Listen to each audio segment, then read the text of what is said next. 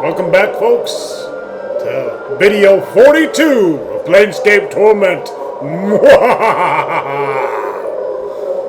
Yes, you probably thought I was gonna go another fucking month, but I'm not. So anyways, let's get the show on the road, shall we? Oh, let's talk to Quell.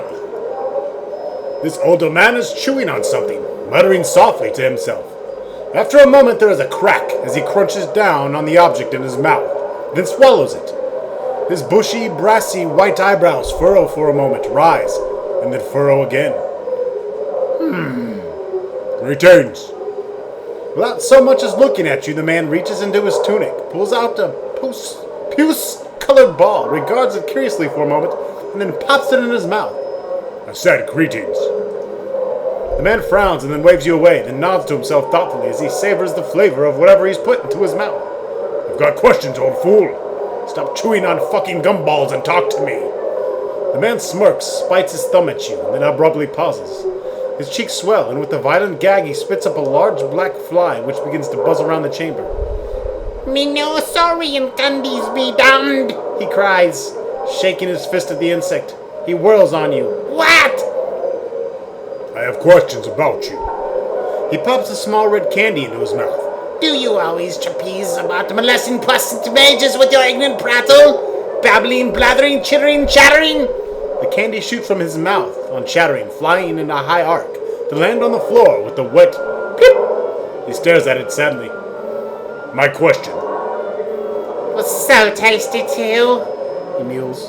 He suddenly looks up at you, snarling. Sorry, you should be, you pecking dung beetle. Mages deserve respect, and bashers like you should know their proper place. He begins to jump up and down. Proper place, proper place. Calm down, asshole. I only mean to ask you some questions. I cannot, for you yeasty beef-witted pig nut. His eyes bulge out as he jabs a finger at you. Now off with you, off with you! Do not return without being prepared to show proper respect. Come bearing tribute, the gift.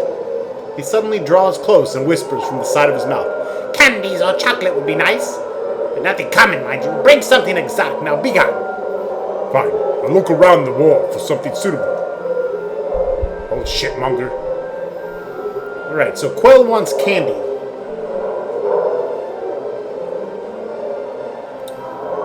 So, let's find him some.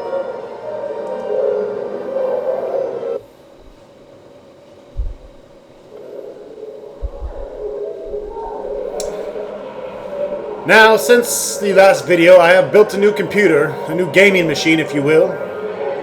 But I am still making videos on the old computer.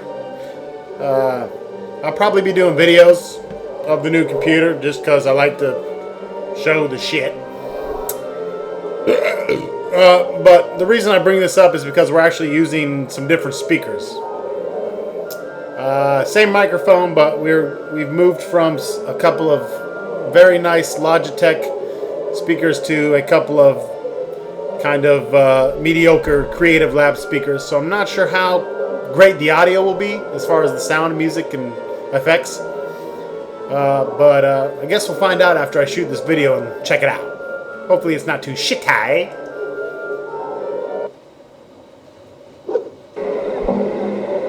It's tough to get good sound quality.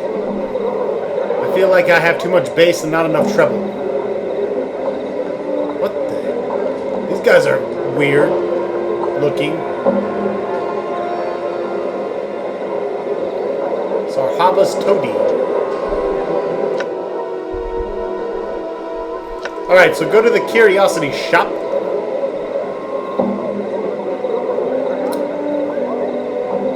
And we're going to look for some candy.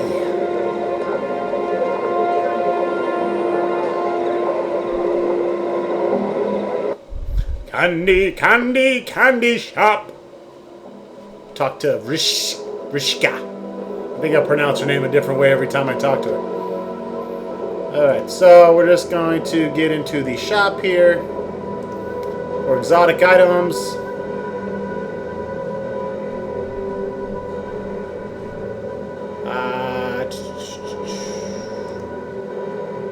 Chocolate croissant. That's what you want. Chocolate croissant. Quasit is actually kind of a little imp creature. This is the chocolate version. You examine a twisted little imp-like creature. See, I was right. Sculpted out of pure milk chocolate. It looks delicious, does it not? Imported from the lower plains. Alright. It's a real Quasit, a fiendish familiar, polymorphed into chocolate by powerful sorcery. It's only 190 coppers. We'll take it. And there's our little chocolate Quasit.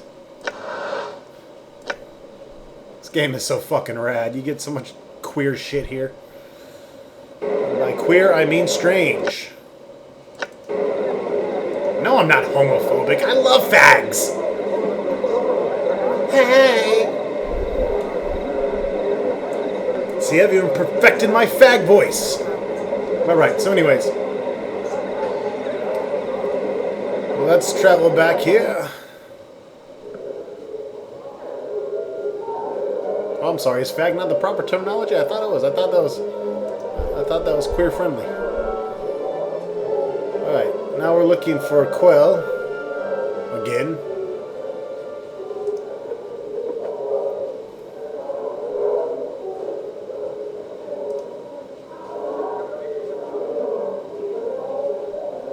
Where's that turd muffin?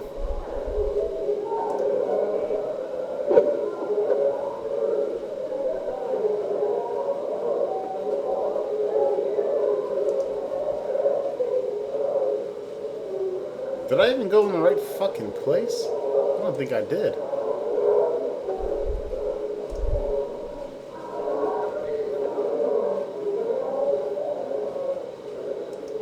This is what happens when you take long breaks in between your LP sessions. You fuck up.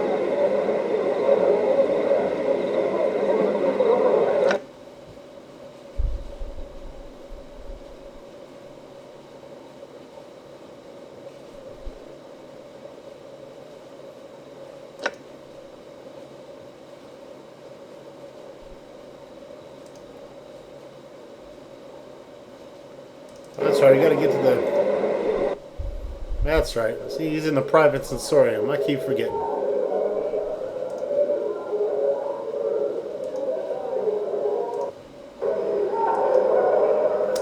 There we go.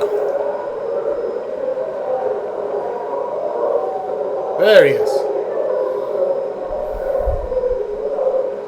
I brought you some imported chocolate as a gift. Oh? His demeanor changes in an instant. Yeah, very kind of you. Very gentlemanly. I see. He takes the chocolate Quasit from your hand. Oh, rare. Quite these are most delectable. He bites off a large piece and tucks what's left in his tunic. I have some questions.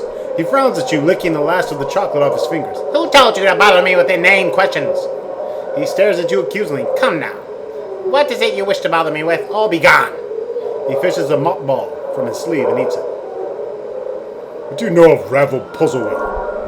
At the mention of her name, he swallows the candy he's sucking on with a loud gulp, wincing in pain. What to tell? Why tell it all? Such things, such tales are best left on dusty books and in the attics of old men's minds. Evil, evil. Such a name, and such dark tales swarm about it like flies on a corpse. Just the same, I need you to tell me. He rolls his eyes, plopping in another candy in his mouth. She's a night hag, my boy, who came to Sigil, all evil and cackled she was. Alive with her shadow magic, ready to butt heads with the Lady of Pain. Balmy, balmy, balmy old hag. Only succeeding in getting herself mazed. She's likely dead now. How might I find her? Why would you ask such a thing? Are you mad? What could you possibly want with such an evil bitch? She knows something about my past. Doubtful. She was mazed many centuries ago, gone. Pinned in the dead book she is. Even if she was somehow still clutching to life with her black and bloody talons, what could she possibly know about you? She wasn't the spitting image of cackling evil, that is. And was even willing to help you. I'll just have to hope she's alive and will help me. I lay 6 streets in a swollen tummy. What a flickering candle of hope hurled into howling winds of pandemonium, that is. Flick, flick, whoosh! Don't be any more of a fool than you need be. I must still seek her out, whether she's dead or or alive? So she's dead, as she most likely is. What is your plan, may I ask? If everything all figured out, do you? Ravel is just blowing words out of his pits. Nonsense, nothing. What do you plan to do? She's in the dead book, eh? I don't know. I'll figure something out.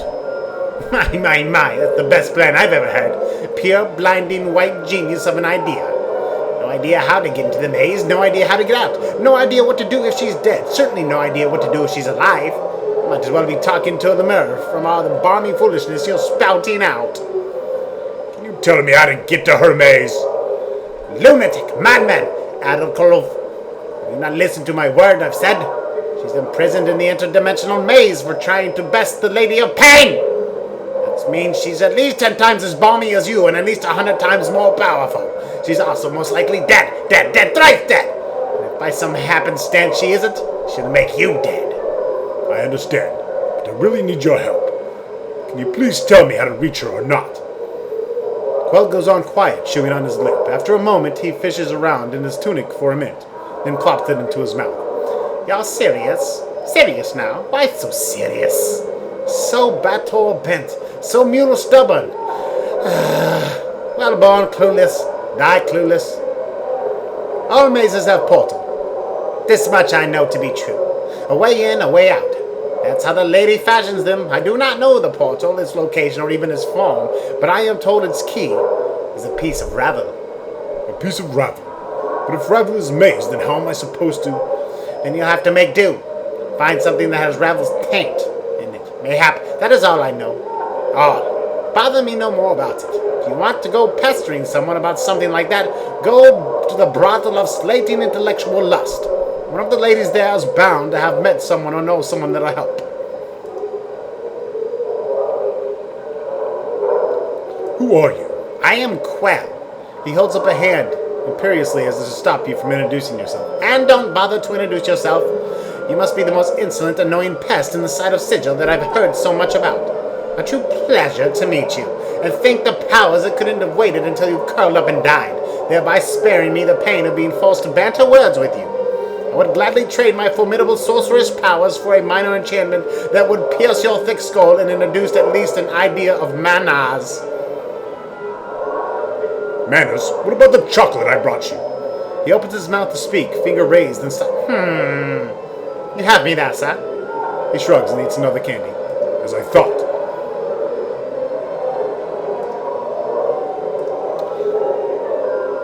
Should be able to ask him about spells.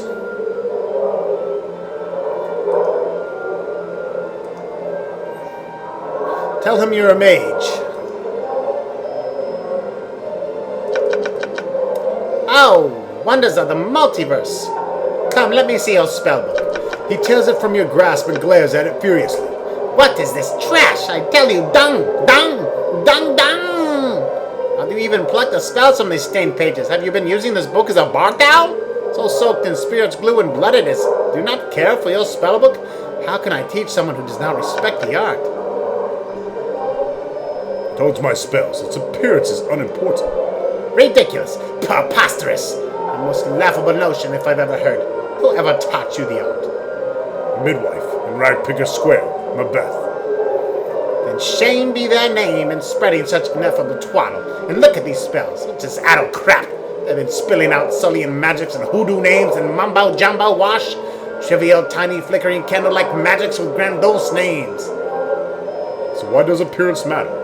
Your spellbook's appearance should reflect your respect for the power it holds. The trashy little book of yours is suitable only for the basest of words. True spells should be recorded in rare, precious inks, on sheets of vellum edged with gold leaf, everything in proper place, or not at all.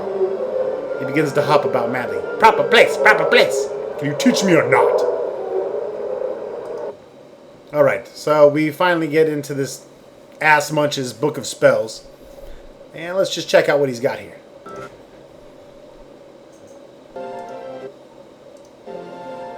Alright.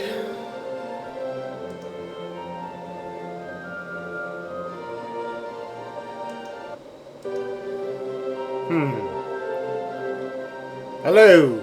Hello there.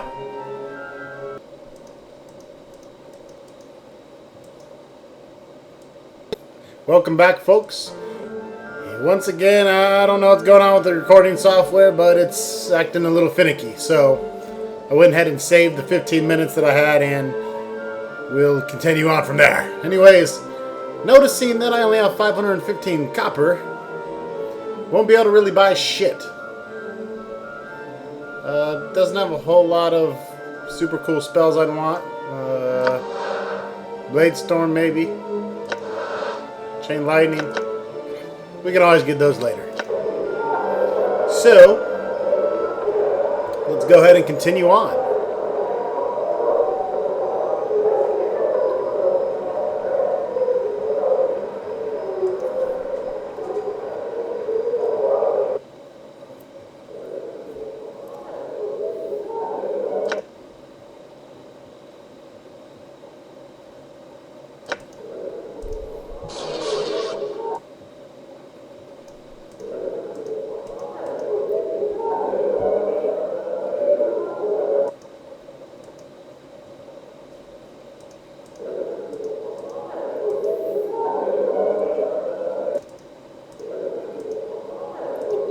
We're going to enter the dormitories.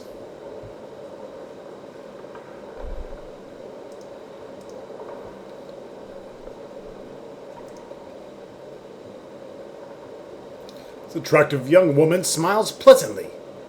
Greetings, sir. She closes her eyes and flips through a large ledger, stopping at what seems to be a random page and opening her eyes once more. Ah, here's your room key. She hands you a small key. The easternmost chamber's been waiting quite some time for your return. Would you like to rest now? What the hell?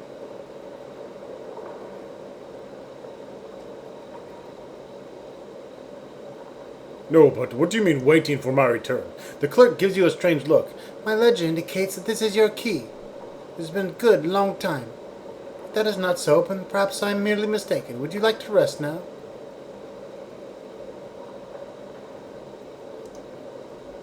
Will she give me the key yet, or what?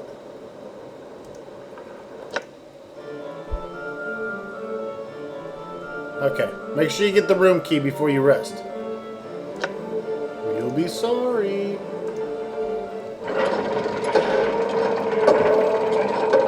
And that should give us all our spells.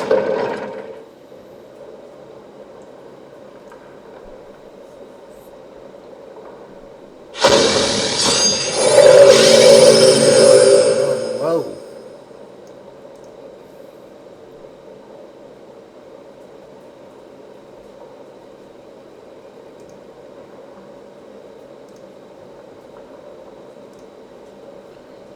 Check this place out.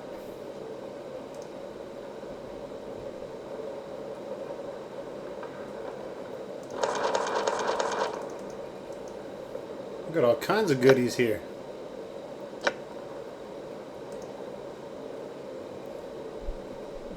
Needle and thread. Don't really need the stiletto.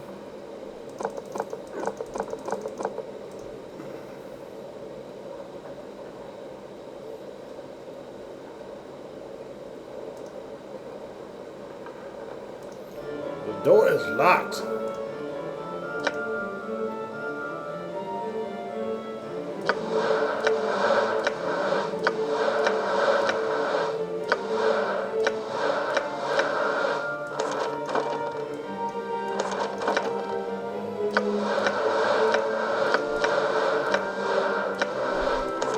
Just copying some spells here. Alright, give him Chromatic Orb there. Friends and Blindness.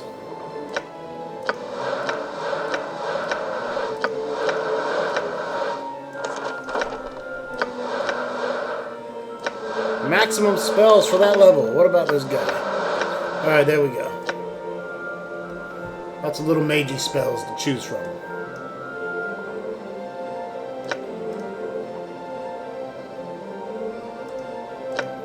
The door's locked. Maybe Anna can pick it.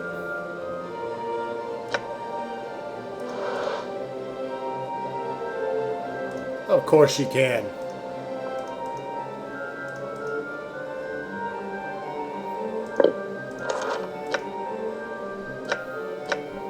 just save here because it's been a while.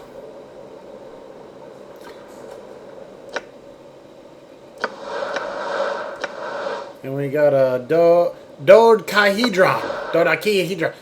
It's about the size of both your fists balled together, or both your balls, depending on how big your balls are. Seems inexplicably familiar to you. Its texture is cold and smooth, but whether it's metal or stone, you cannot tell. A certain almost intangible tension runs over the object, as if it were ready to spring into the air at any moment. Hang on to that very important item.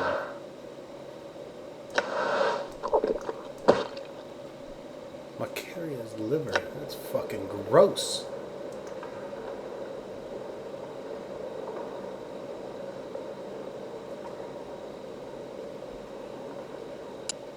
Alright, well, so anyways, my recording software is on the fritz.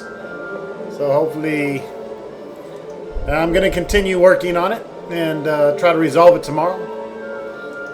But we'll go ahead and shoot some more of the video here until I can't stand it. Anyways, once you get the cube here, use that.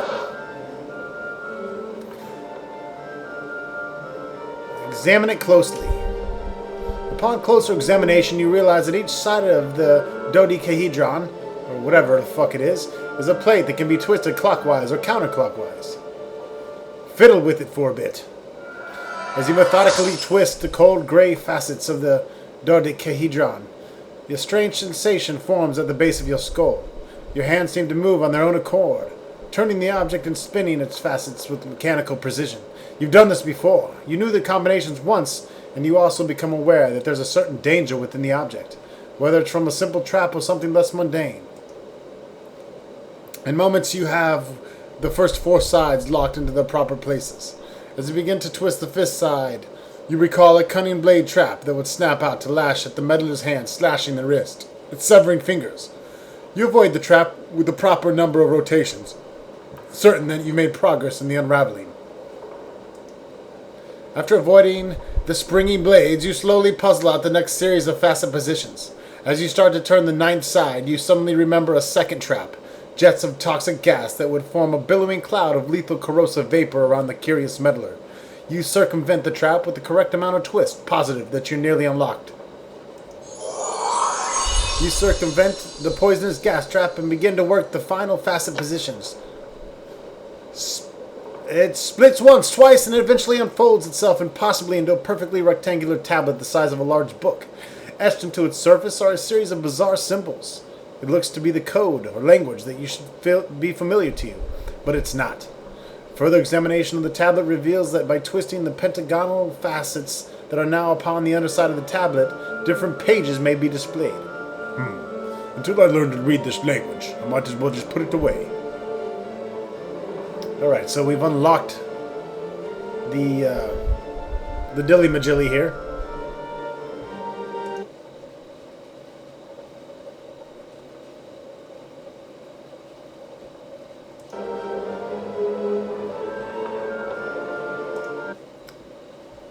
Alright.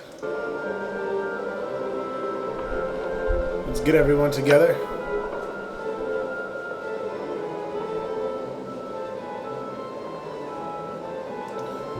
And we need to get this translated.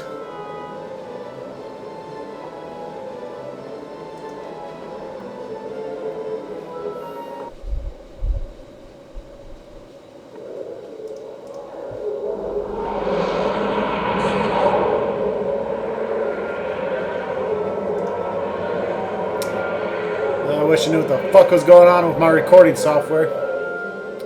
It's all glitched up. I think I'll just copy and paste all these videos together so we have a nice, long, decent one.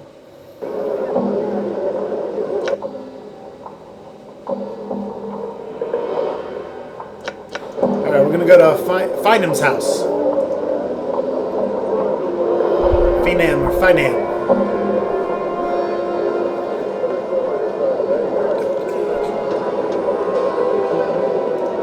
Hopefully he can help us unravel the dodecahedron here.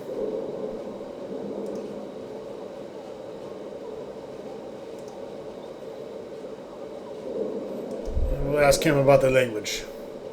He takes the unfolded dodecahedron in his hands and examines it closely. This language is a long dead one, known to virtually no one. I believe my father, a linguist like myself, knew this language. He may have well been the only man in Sigil at the time that could understand it. I recognize it from his notes, but I cannot translate it. Do you have the notes still? Phenom shakes his head. They'll be of no use to you if you're looking to translate anything. And the few actual books he had pertaining to that language disappeared around the time of his murder, I believe. I'd very much like to see them just the same. He gives an annoyed sigh. I'm not certain where they are now. I've been looking for something else at the moment. My research journal. Perhaps when I've recovered it, I could spare the time to find the notes. Is this the book right here?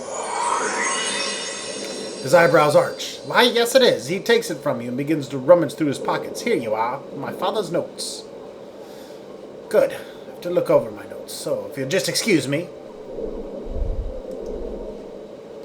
All right.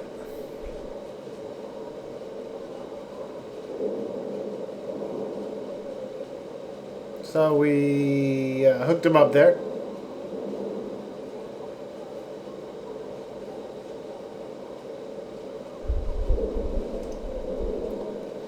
There's an urn atop the small cabinet full of ashes and charred bits of bone. Etched into the base of the urn are the words Finn, Andlai, beloved husband, father, and scholar of 100 languages. We'll use the story bones tell on the remains. The ashes seem to stir faintly, as if moved by your breath. A faraway voice whispers out from within the urn. Why have I been summoned to the ashes, cold and grey as the heart of a hag? To answer some questions, spirit. Ask then, so I might return to my most quiet thoughts. We'll describe to him the writing. Yes, I know the tongue. I was a linguist and scholar, you see. I was murdered. Murdered by a student of mine. Murdered so that I cannot teach another language that I taught him. The tongue of Uyo. It was one of the rarest multiverse in the multiverse. I knew none who spoke it save myself and that one. Damnable murderous student. So help me learn the dead language? I could teach you this language. It would please me to do so, in fact, if only to spite that bloody-handed student of long ago. First, tell me, what languages do you speak? As the spirit speaks to you of the lost language of Uyo, there's a throbbing sensation in your temples as the memory begins to surface. Memories of this language. You recall letters, words, phrases, until, like a spire wind blowing away with the blanket of poisonous smog over the gray foundry, the language is once more revealed to you in its entirety. There's another memory, though, bubbling to the surface, a darker one. Its presence troubles you somehow, fills you with unease and unexplained pangs of guilt. At last you recall Finn Anlin himself. You remember his gentle voice, his kind manner, his schooling you in the ancient language of Uyo. You also remember your scarred, gnarled hand wrapped around his frail throat, crushing his larynx, and thus ensuring that the secret contents of your journal, hidden and thrice trapped in the dodecahedral puzzle box and penned in obscure language of Uyo, would forever be safe from prying eyes. So, do we tell him if we were the ones who murdered him? Sure.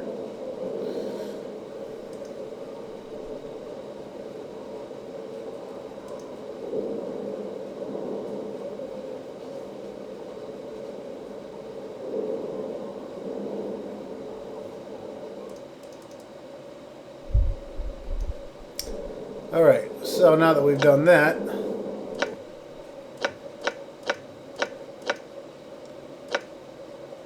we've got quite a ways to go before we hit level 12.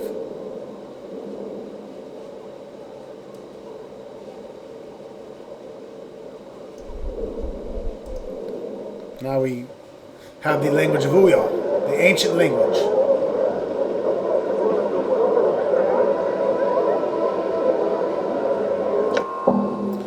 Now we're going to head over to the Advocate's home.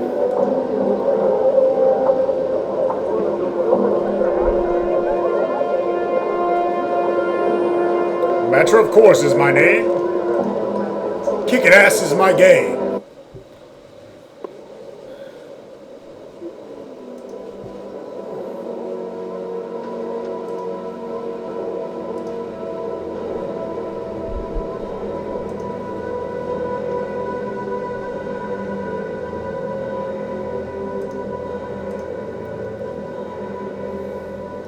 This man is dressed in soft blue robes, covered with intricate designs.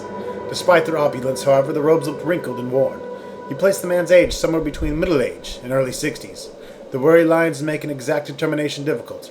As you enter, the man turns slowly toward you. As he does, you are suddenly struck with a terrible sense that you know this man, or did at one time. Greetings. The man squints as if trying to place you. Yes? So something I can help you with. Who are you? I am Ionis. He studies you and frowns. Were you looking for me? I don't know. What is this place? I am an advocate. These are my offices. His voice takes on an irritated edge. Do you seek counsel? If not, perhaps you had best test your curiosity elsewhere. An advocate? What's that? Morte breaks in with a whisper. He's saying he's a lawyer. A counselor. One of the bucks or out of the bone boxes at the courts. Ionis's frown deepens. An advocate provides counsel, helps others navigate the labyrinths of Sigil's legal system, arranges legacies for citizens to ensure that their property is divided as they chose upon death, defend those in Sigil's courts who have been wrongly accused. Did you need help in any of these areas? Actually, I've come to collect the legacy of a young woman. Indeed. Very well. Do you remember the legacy in question?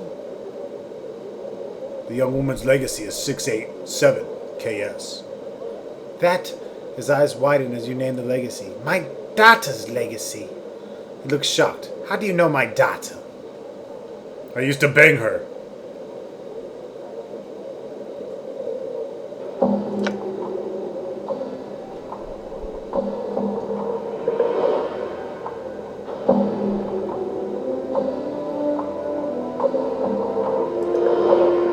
It is one of the sensate sensory stones. His eyes blaze with hope. There is, but in which one?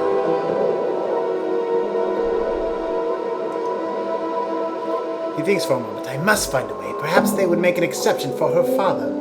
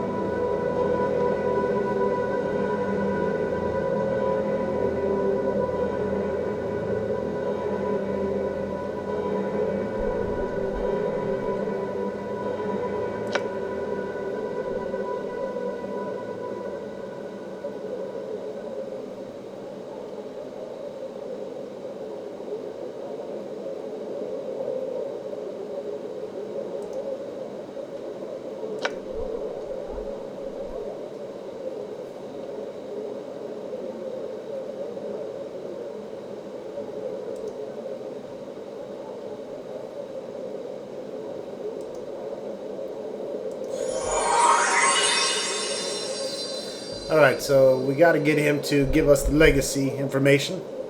All the articles are accounted for. Ionis is holding 3 scrolls in his hand. I had no idea she had established a legacy here. He is staring at the items, almost hypnotized. Here you are, if I may. May I read them, sir?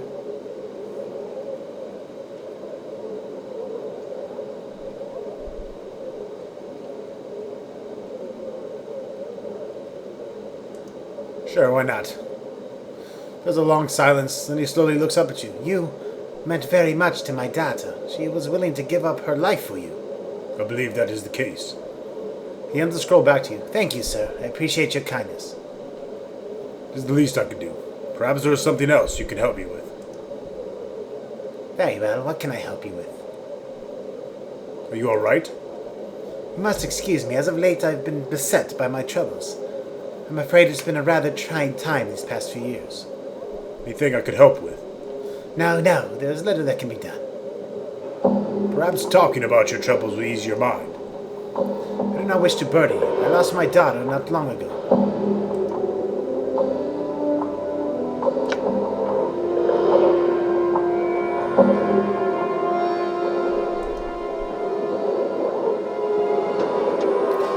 Tianaro, turns out she was a sensate.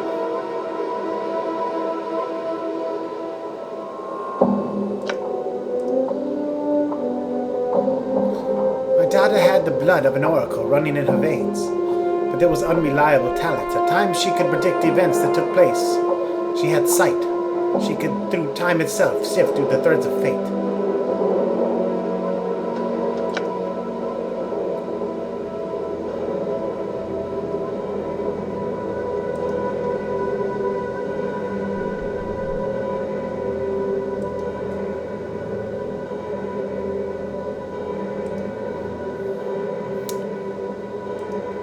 Tell him about our condition.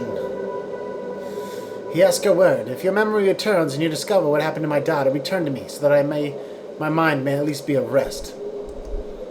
So we'll vow to do that. Give the old man some peace.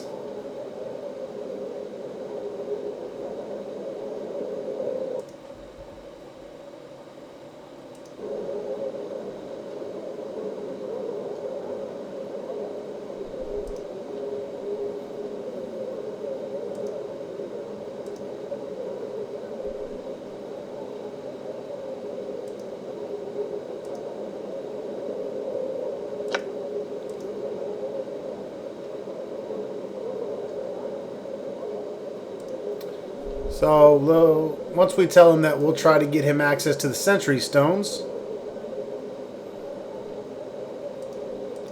we can go ahead and exit. And we're going to head back to the Fest Hall, of course.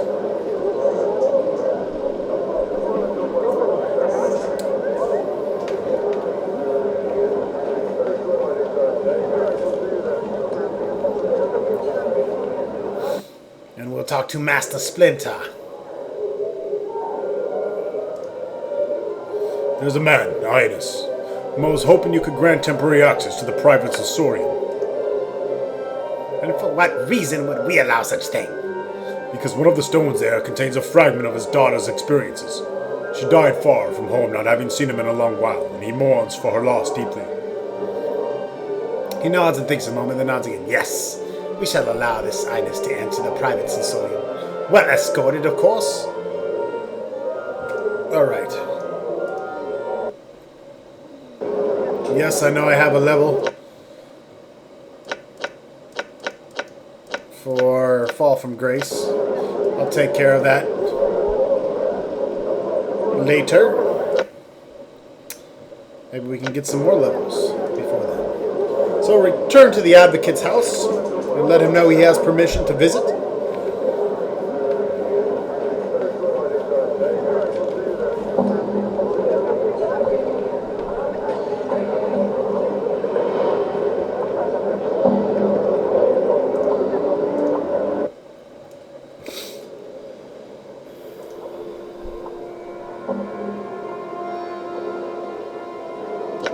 But yeah, probably want to pick this shit up too.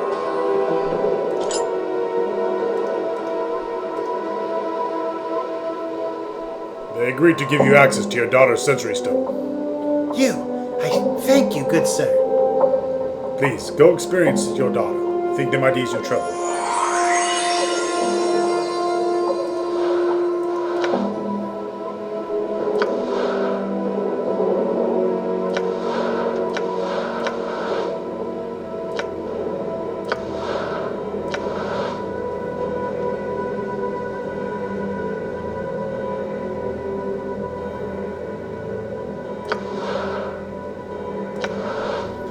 Healing Scroll heals 33 hit points. We like you that.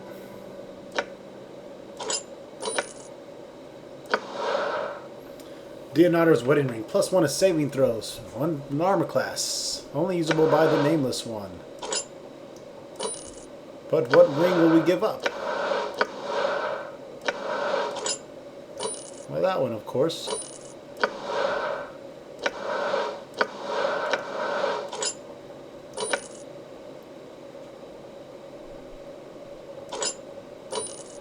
Really? Does he really need -7 armor class?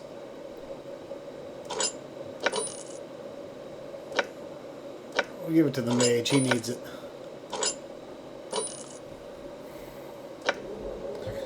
He needs the help. For show. For show. Alright. And now Dakon and Fall from the Grace both need a level. Again, we'll worry about that after this video. I'll level them.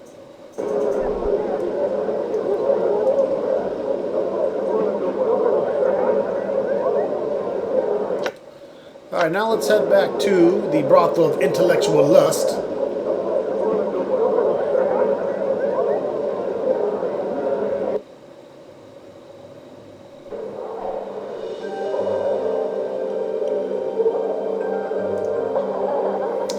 And now that we know we need a piece of Ravel, we need to speak with her descendants.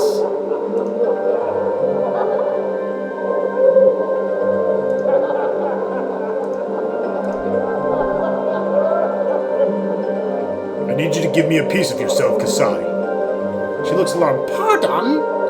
The portal key to Ravel's maze is a piece of her, and you are of her blood. It is close enough. You intend to seek her out? Her surprise quickly changes to an expression of wariness. What would you need of me? Your blood, most likely. Only a drop or two, I'm sure. She nods. But do you have some way to carry it? A piece of cloth, like a handkerchief or something?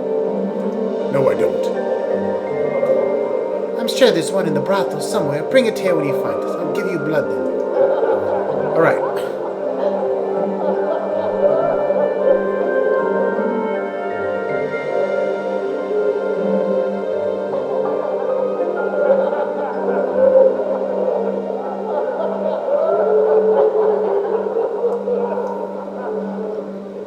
So we need like a handkerchief.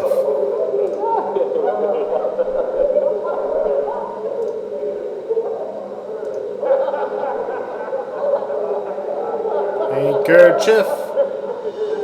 Where the fuck are you? I need a handkerchief. Because my balls are blue. No fucking handkerchief.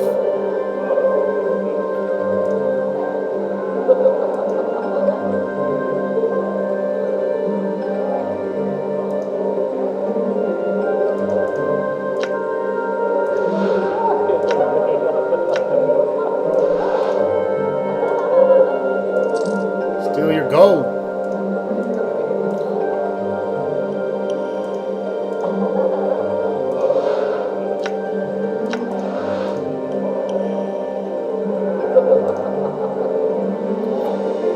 Alright, there's our handkerchief. And now let's go back and get some blood from Kasai.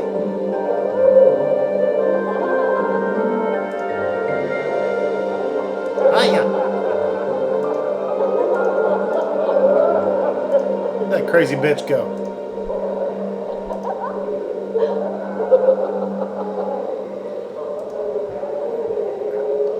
Where did that demon-blooded bitch go? There she is.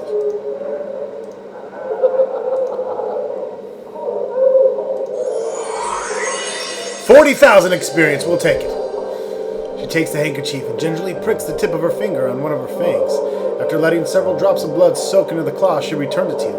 You're placing yourself in grave danger, you know. Even if the stories of my mother are greatly exaggerated, she's horribly powerful and completely evil. Good luck. Yeah.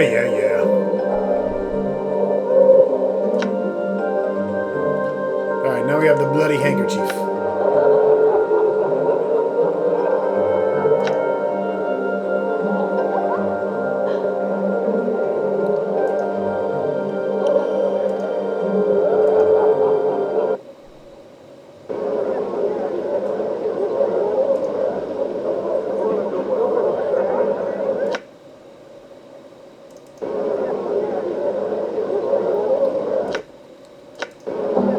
Head back to the curiosity shop here.